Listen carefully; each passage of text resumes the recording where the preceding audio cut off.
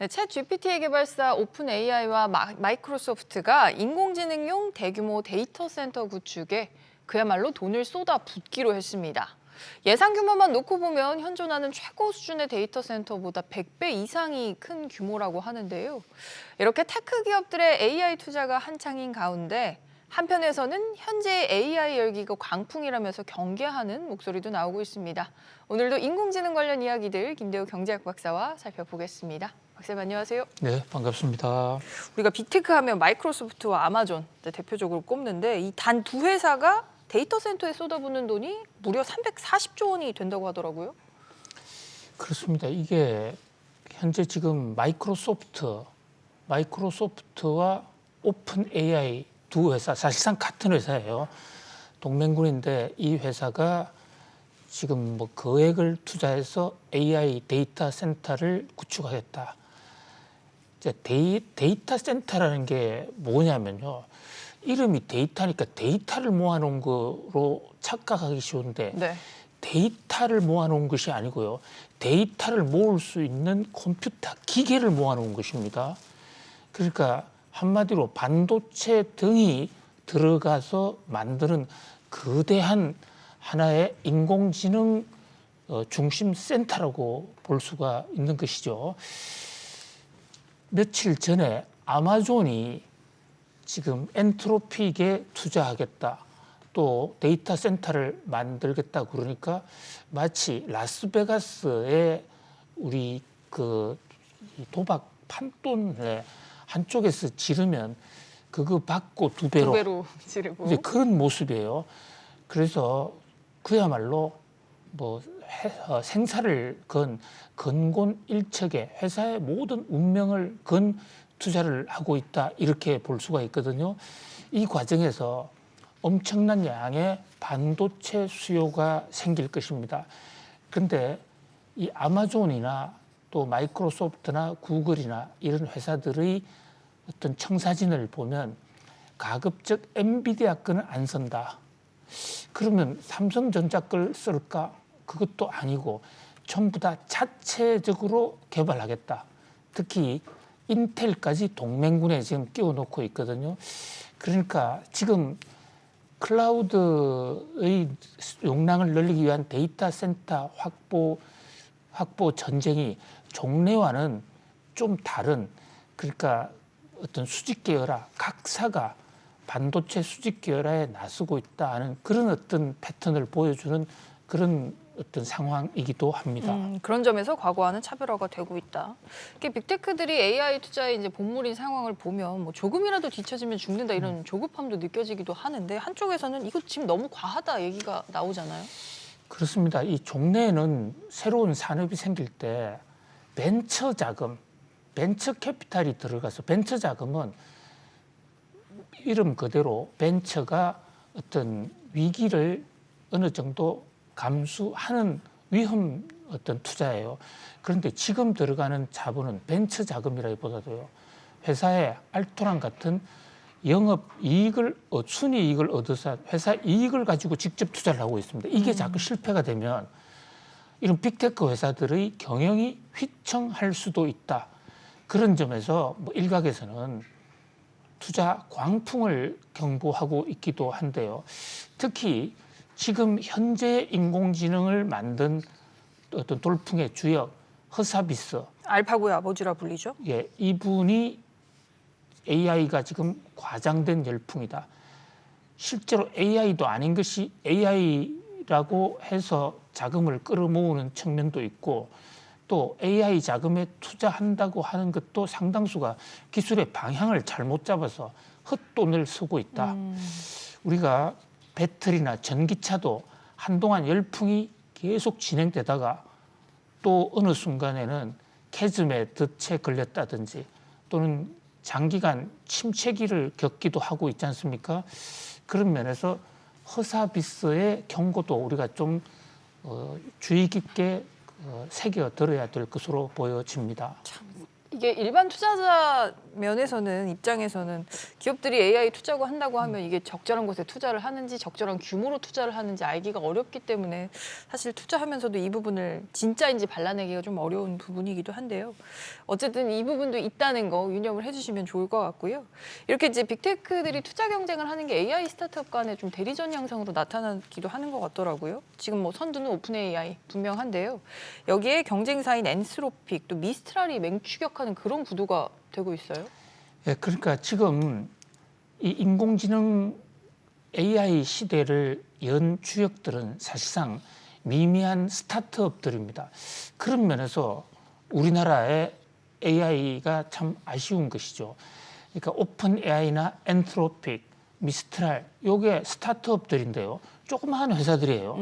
그리고 저기 오너들도 30대 초반, 20대, 뭐 대부분 최근에 결혼했거나 또는 뭐 샘 올트만 같은 경우는 아예 결혼하지 않는 그런 젊은이들입니다. 이런 젊은 사람들이 기술을 개발해 놓으면 여기에 거대 빅테크가 들어가서 돈을 뒷배로서 기술과 자금이 합치는 이런 형태거든요. 자, 주목할 것은 이 오픈 AI는 사실상 지금 마이크로소프트가 지분의 49%를 가지고 있기 때문에 마이크로소프트의 자회사라고 해도 과언이 아닙니다. 그런데 여기에 지금 엔스로픽에 구글과 아마존이 연합군을 해서 엔스로픽에 엄청난 자금을 지금 투자하고 있거든요. 근데 재밌는 것은 엔트로픽의 창업자인 아모데이 이 남매들은 원래 샘 올트만과 같이 오픈 AI 하던 사람들이에요. 거기서 갈라져 나온 사람들입니다. 자, 또 하나 지금 주목할 회사가 미스트랄이라는 회사인데요. 이 미스트랄이라는 회사는 미국의 회사가 아니기 때문에 우리가 좀 덜 소개가 됐습니다만은 프랑스의 이 인공지능 회사예요. 여기에 지금 아르튀르 맨슈는 누구냐? 이 사람은 구글 딥마인드 출신입니다. 그러니까 결국 뿌리는 하나예요. 그러니까 모든 사람들의 뿌리가 결국은 딥마인드로 수렴이 되는 겁니다. 오픈 AI도 딥마인드 출신의 올트만이 글로 옮긴 거거든요. 그러니까 결국은 이 인공지능의 메인스트림, 우리가 지금 앵커님이 이게 시설이 투자가 가짜냐 진짜냐 알기가 어렵다라고 지적하시는데 굉장히 중요한 지적입니다. 투자를 할 때나 또 기업이 어떤 전략적 판단을 할 때 이 광풍에 빠져가지고 헛돈 쓰면 안 되겠죠. 그럴 때 우리는 이 AI 기술의 메인스트림이 어디서 발상했고 그 기술 단계가 어디냐, 어디로 나아가느냐, 거기서 일탈해 있는 것은 좀 헛꿈 또는 과장이라고 볼 수도 있거든요. 한마디로 기술의 발전 방향을 정확하게 꿰뚫고 있어야 될 필요가 있다. 본류를 따라갈 필요가 있다. 그렇습니다. 지금 말씀하신 미스트랄 같은 경우에는 뭐 정말 비교적 덜 알려진 회사고 이 창업주 같은 경우 구글에 있었는데 굳이 또 프랑스에 가서 이걸 만든 이유가 뭘까요? 그렇습니다. 이게 지금 프랑스 애국주의, 모든 AI를 왜 미국이 하느냐, 유럽도 해야 된다. 그래서 자기가 배우고 익힌 구글 딥마인드에서 배우고 익힌 기술을 이용을 해서 구글의 창업 동지들을 여러 명 데리고 20명 데리고 프랑스로 가서 회사를 만든 것이거든요. 그러고 보니까 이 미스트랄 사명도 프랑스랑 연관이 있더라고요. 그렇습니다. 이 미스트랄이라는 것은 그 프랑스와 이탈리아 지방에서 부는 태풍, 지역 태풍 이름입니다. 그러니까 이름도 각 회사의 브랜드를 보시면 회사의 미래를 예측할 수 있다라고 여러 번 말씀을 드리는데 인공지능의 태풍을 프랑스에서 한번 일으켜 보겠다라는 그런 거예요. 자, 지금 이런 어떤 인공지능 회사들이 만든 게 대규모 언어 모델이라는 겁니다. 그러니까 라지 랭귀지 모델, 학습을 많이 시켜서 그것을 이해도를 따지는 건데요. 한번 비교를 한번 해보죠. 현재 가장 앞서 있는 것이 바로 GPT-4. 불과 몇 달 전까지만 해도 GPT-3였지 않습니까? 근데 GPT-3는 이미 공짜예요. 속도가 굉장히 빠릅니다, 지금. 아무도 돈 내고 쓰지 않고 우리도 공짜로 들어갈 수 있어요. 그래서 지금 GPT 오른쪽에 있는 GPT 3.5 저것을 비교해 봤을 때요. 저 3.5보다도 제미니가 구글에서 만든 거거든요. 구글이 그거보다 성능이 더 높죠. 이게 언어 판단 능력인데요. 제미니보다 더 높은 게 클라우드가 저게 엔트로픽에서 만든 게 클라우드예요. 근데 클라우드보다 더 높은 게 라지가 바로 미스트랄에서 만든 대규모 언어 모델의 이름이 라지예요. 그러니까 지금 라지가 1등이었어요. 그런데 최근에 GPT가 버전 업을 해가지고 GPT-4를 만들면서 다시 1등을 보름 새에 또 바뀌었습니다. 아니 미스트랄이 얼마 생긴 지 불과 작년에 만든 회사잖아요. 예, 그만큼 발전의 속도가 엄청나게 빠르고 한 치 앞이 다르다. 그래서 어제의 뉴스를 가지고 오늘을 판단하기가 어려울 정도로 눈부시게 발전하고 있다. 이렇게 볼 수가 있습니다. 결국 지금 생성형 인공지능의 4대 메이커를 꼽아보자면요. 챗GPT가 조금 앞서 있고 1등. 그다음에 지금 라지가 언어 모델에서는 좀 앞서 있지만 종합 모델에서는 엔트로픽이 2등. 그다음에 제미나이는 스타트업은 아닌데 원래 딥마인드라는 스타트업인데 구글이 사지 않았습니까?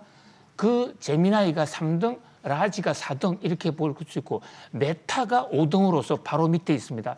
근데 여기서 한 가지 중요한 대목이 바로 이런 스타트업들은 불운관 다 흡수 합병이 될 거예요. 결국은 오픈 AI는 마이크로소프트로 넘어가고 엔트로픽은 아마존이나 구글로 넘어갈 가능성이 높은데 여기서 결국은 구글과 아마존 또 이 마이크로소프트 이 3파전이 인공지능의 최후의 승부전이 될 것으로 보입니다. 왜 이렇게 이 구글과 아마존 특히 마이크로소프트가 인공지능에 엄청난 돈을 쏟아붓냐면요. 자, 지금 이 검색 엔진을 통해서 아마존이나 구글은 한때 세계를 평정했습니다. 근데 앞으로 검색 엔진 쓰지 않고 인공지능에 다 물어보게 되면 모든 광고 또 모든 어떤 이 사업이 그 인공지능과 연결이 될 거거든요. 아마존은 판매로 또 구글과 이 마이크로소프트는 1차전은 검색 그리고 2차전은요. 지금 그 컴퓨터를 여는 그 컴퓨터의 소프트웨어 시스템과 관련해서 노트북은 원래 마이크로소프트가 인터넷 익스플로러를 통해서 열었는데 구글이 뒤쫓아오지 않았습니까? 그런데 여기서 바로 이 스마트폰 시대로 넘어갈 때 스마트폰을 여는 소프트웨어 그것은 구글 안드로이드와 아이폰이 장을 했는데 마이크로소프트가 졌어요. 그래서 지금 마이크로소프트는 그야말로 회사의 운명을 걸고 이번에는 결코 놓치지 않겠다. 그래서 마이크로소프트가 가장 많은 투자를 하고 있고 그 마이크로소프트의 열풍 가만히 두면 안 되겠다 해서 구글이 방어하고 있고 아마존은 여기서 새로운 시대에 우리가 질 수 없다. 그래서 결국 3파전은 마이크로소프트와 구글 또 아마존 이렇게 압축이 되고 있다. 여기서 지금 하나 낙동강 오리알, 태평양 오리알로 지금 빠져 있는 것이 애플인데 애플이 6월 달에 과연 발표를 한다고 하죠. 기술자 대회에서 무엇을 발표하지 그것이 하나 주목을 끌고 있는 상황입니다. 하나 더 살펴보면 이런 이제 스타트업들이 흡수가 된다라고 박사님 말씀을 하셨는데 국내 스타트업들 중에서는 이 빅테크들이 관심 있는 곳들이 없을지 그 부분이 또 안타깝고 또 궁금해지기도 하는 대목이기도 하네요. 알겠습니다. AI 소식 여기까지 오늘은 살펴보고요. 국내로 돌아와서 재계 소식으로 이어가겠습니다. 올해 정기 주주총회와 이사회 시즌이 마무리가 됐습니다. 국내 주요 그룹 오너 3세, 4세들은 별다른 잡음 없이 이사회에 입성을 했는데요. 앞으로 경영자로서 능력을 입증하는 게 과제일 것 같습니다. 박사님, 이번에 새로 이사회 입성한 오너가 3세, 4세 누가 있을까요? 우리나라 기업이 이제 드디어 4세까지 왔다 이렇게 볼 수가 있습니다. 이사회 입성이라는 것은 굉장히 중요한 의미가 있습니다. 이사회가 아니고 그러니까 등기 이사가 아니고 회사에서 사장, 회장 이것은 오나 마음대로 발령을 낼 수가 있지만은 이 이사회에 입성한 등기 이사는 반드시 주총을 통해서 들어와야 되고 여기에 등기 이사로 들어와야 상법상 이사가 되는 것이거든요. 여기에 드디어 4세 경영자의 뭐 대표 주자의 한 사람을 할 수 있는 GS그룹의 허윤홍, 또 코롱그룹의 이규호, 이분들이 4세로서 소리 소문 없이 이번 주총을 통해서 입성을 했고요. 또 롯데 신유열, 홍정국, 보광 BGF 또 입성을 했는데 우리나라 문화가 유럽이나 미국과 상당히 다른 대목 중에 하나입니다. 왜냐하면 저 지금 3세나 4세들은 주식 지분도 별로 없는 분이고 경영 능력이 전혀 입증이 되지 않은 분들이잖아요. 보통 미국 같은 경우는 주총에서 주주들이 가만히 인준 안 해줍니다. 그 본인의 능력을 심판받아라 이러는데 최근에 좀 전국이 어수선한 텀 속에서 우리나라에서는 3세, 4세들이 아무런 제한 없이 그냥 은근슬쩍 다 이렇게 이사회로 입성에 성공했습니다. 아버지나 뭐 오너가의 지분이 많아서 그렇지 않겠습니까? 오너자의 지분이 많아도 50%된 곳은 없지 않습니까? 그러니까 우리나라 주주들이 거기에 대해서 역시 우리나라 기업은 오너가 해야 된다라는 그런 것에 대한 굉장히 너그러운 마음도 있는데 문제는 이렇게 소리 소문 없이 들어가는 것도 중요하지만 들어가서 잘못하면 초기에 스타일을 다 구길 수 있기 때문에 이제부터가 시작이라는 각오로 좀 여러 가지로 각오를 새롭게 해야 할 것으로 보입니다. 알겠습니다. 그런 차원에서도 한마디씩 해주시면 좋을 것 같은데 일단 롯데부터 보면요. 신유열 전무가 이제 유력 후계자로서 활동 시작한 지 불과 얼마 안 됐는데 사실 매끄럽게 승계하려면 뭐 한국 국적 회복도 있고 과제들이 또 여러 개 있지 않습니까? 그 롯데 스스로는 한국 기업이라고 그러는데 어떻게 후계자를 일본 국적자에게 한국 기업을 넘깁니까? 이것은 조금 한국 소비자들을 무시해도 좀 도가 지나쳤다. 이런 얘기가 일각에서는 나오고 있어요. 자, 신유열이라는 이름은 그 어디에도 없고 저분의 이름은 시게미스 사토시입니다. 사토시인데 집안 내부적으로 부르는 게 신유열인데 아버지 신동빈 회장의 이제 경우에도 일본 이름을 쓰다가 군대 의무가 면제된 시점에는 한국 국적을 회복했거든요. 그런 면에서 저는 신유열 미래성장실장 롯데가의 3세도 이번에 이사가 되는 것보다도 한국 국적 회복이 더 급하지 않았느냐. 그런 면에서 좀 안타까워요.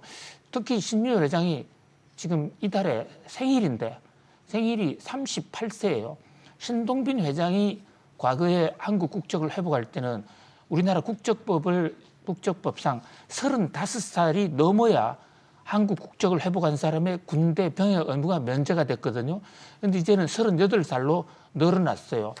그동안에 군 병역법 때문에 국적 회복을 안 하고 있었는지는 모르겠는데 이제 38대가 됐으니까 이제 면제인 거죠? 회복을 해도? 국적 회복부터 하고 그리고 이사가 된 게 더 모습이 좋았었지 않을까라는 그런 안타까운 마음이 있습니다. 알겠습니다. 사업적으로는 어떤 과제들이 있을까요? 신유열 전무는? 그렇습니다. 지금 롯데가 많이 지금 어렵잖아요. 롯데가 그 여러 가지 롯데 건설부터 시작해가지고 여러 가지 그 자금난도 있고 그리고 현재 지금 일본과 한국을 오가면서 경영 수업을 하고 있고 바이오도 새로 출발을 했는데 이런 분야에서 뭐 성과를 인정받는 것이 굉장히 중요하다. 아버지 신동빈 회장의 경우는 롯데 케미칼을 통해서 상당히 경영 능력을 인정을 받았거든요. 그래서 그런 면에서 이제가 시작이다. 또 이제 GS 같은 경우에는요. 허윤홍 씨가 이제 GS 4세로서 우리나라 재계로서 가장 오래된 4세로 들어왔는데 사실 이분도 GS 건설은 지금 순살자의 문제로 인해서 지탄을 받고 있고 지금 영업 정지를 당하느냐 마느냐 하는 이런 상황에서 법원의 가처분 신청에서 간신히 지금 징계를 면하고 있는 상태거든요. 통상적으로 이렇게 큰 어떤 무리를 빚었으면 오나가 사과를 하는 것이 원칙인데 사과를 아직 안 했습니까? 허창수 회장 사과 한 번도 나타나지 않았지 않습니까? 그리고 오히려 회사가 문제가 생기니까 아들부터 내놨단 말이죠. 뭐 이런 대목도 장기적으로 보면 허윤홍 사장이 은근슬쩍 철근 빼먹은 순살자의 사태 속에 이사회 입성은 성공했지만 지켜보는 눈이 만만치가 않을 것이다. 그러면서 지금부터가 시작이다. 이렇게 볼 수 있습니다. 아들을 통해서 책임 경영을 하려는 건 아닐까요? 하기 전에 명백한 사과부터 하고 판을 깨끗하게 깔아줘야 된다. 이렇게 이렇게 하는 것이 좀 재계의 일반적인 시각이다 이렇게 볼 수가 있고요. 코오롱도 마찬가지입니다. 코오롱의 그 이웅렬 회장께서도 지금 인보사 문제가 아직 완전히 해결되지 않았잖아요. 일각에서는 지금 거기에 대해서 상당히 피해를 입었다고 그러는데 이쪽 역시 은근슬쩍 이웅렬 회장의 아들이 이규호 씨가 사세로 들어왔는데 이번에 주총을 통해서 무려 여러 개 회사를 동시에 또 맡았어요. 4곳에서 사내이사를 등재됐다고 합니다. 그게 아무리 뭐 뛰어난 유전 DNA가 훌륭하다 하더라도 갑자기 시작하면서까지 이렇게 많은 회사를 할 필요가 있는가? 또 다른 복선이 있는 것이 아닌가? 이런 오해를 살 수도 있다. 어쨌든 새로운 출발을 맞는 재계 3사들이 멋진 스타트를 했으면 하는 그런 기원입니다. 박사님 우리 코너에서 이렇게 매의 눈으로 주시를 하고 있으니까 또 3, 4세들이 시작부터 잘하지 않을까요? 그렇습니다. 매만 가지고 있는 한쪽에는 비둘기 눈도 있습니다. 잘하라고 하는 성훈도 있습니다. 알겠습니다. 응원의 마음도 있다는 거 혹시 보고 계시면 알아주시면 좋을 것 같습니다. 네, 저희 코너가 준비한 소식은 여기까지입니다. 박사님 오늘도 잘 들었습니다. 감사합니다. 고맙습니다.